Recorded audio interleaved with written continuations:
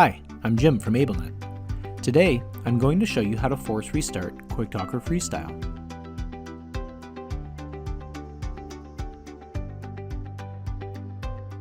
If QuickTalker Freestyle isn't responding and you can't restart it by turning it off then on, try a force restart.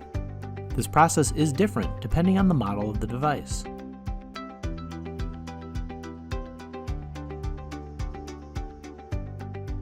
To force restart QuickTalker Freestyle, press and hold the top button and the home button at the same time.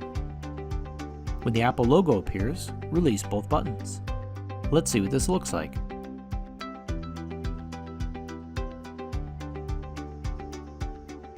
Ignore anything that appears on the screen until the Apple logo appears. When the Apple logo appears, release both buttons.